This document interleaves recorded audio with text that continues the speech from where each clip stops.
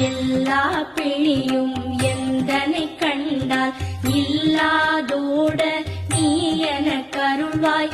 ஈரேழ் உலகமும் எனக்குறவாக ஆணும் பெண்ணும் அனைவரும் எனக்கா மண்ணாளரசரும் மகிழ்ந்துறவாகவும் உன்னை துதிக்க உன் திருநாமம் சரஹண பவனே சைலொளி பவனே திரிபுர பவனே திகழொளி பவனே பரிபுர பவனே பவமொழி பவனே அரிதிருமருகா அமராபதியை காத்து தேவர்கள் கடல் சிறை விடுத்தார்.